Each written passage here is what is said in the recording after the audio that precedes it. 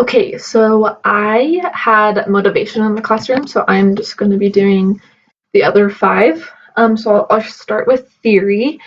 Um, and the main thing that I got from the theory is that each theorist and each um, like teacher control, they all have something good to them. Like there's not one right specific way for teacher control, but I did get that just depending on the type of person that you are and type of teacher that you are, that type of teacher control goes with you better. So if you have more of like a demanding type of personality, then I think that high teacher control is probably more your type of teacher control. And if you're more like a passive person and more relaxed, then I think that low teacher control would be the best. So that's kind of what I got from that.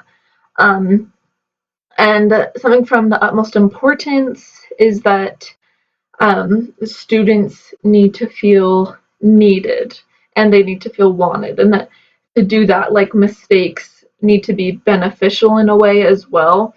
Um, and they need to have success in every day in their class, like throughout the week. There just needs to be some type of success that they're feeling to feel needed.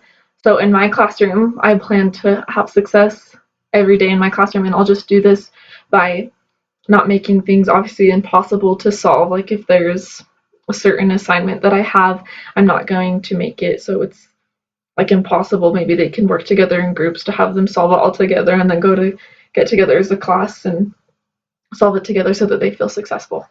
Um, so next is democracy.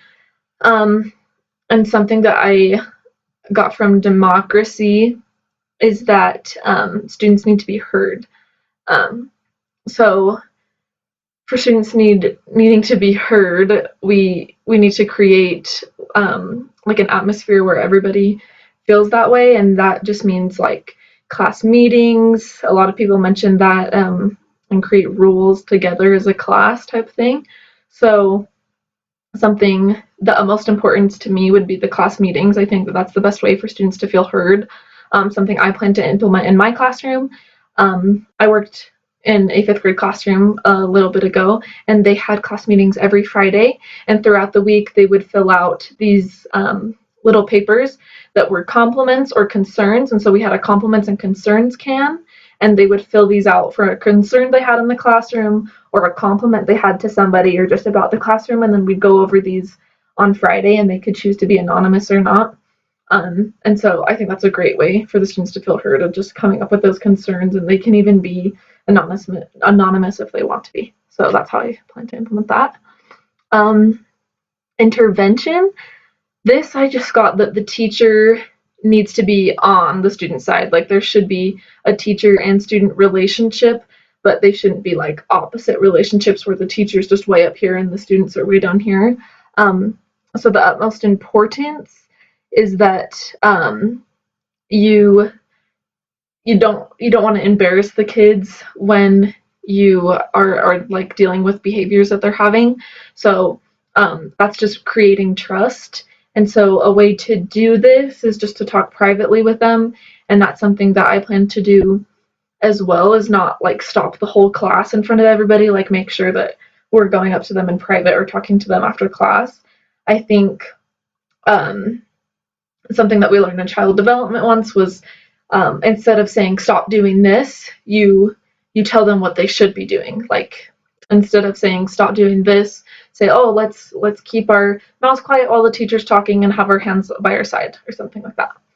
Um, okay, so learning environment. Um, this is kind of like motivation with just the environment of the classroom. So everything kind of needs to be organized. I think that that helps with the classes learning. And so that's what was the most importance for me, was that you need to base your environment on the students learning, and that could be different for each class and each student. So their learning, that needs to be what needs to be the most important. So to do that in my future classroom, I think for like my attitude needs to be always positive, and I need to be a good example to the kids, as well as just like, I don't know, making sure that they know that I care and hanging stuff up on the wall for them. So yeah, and then the last one is preventative measures. So the thing that I got most from this was just that like we need to create trust and love and positive rapport with our students. And so the utmost importance for me was like the scheduled routines, and that each student needs to come and like know what they're expected. And something that I plan to do in my classroom is that exact same thing. I hope that I go over rules at the beginning of class so that everybody understands, and also go over a schedule of like what happens throughout the week and what needs to be expected of us. So yeah.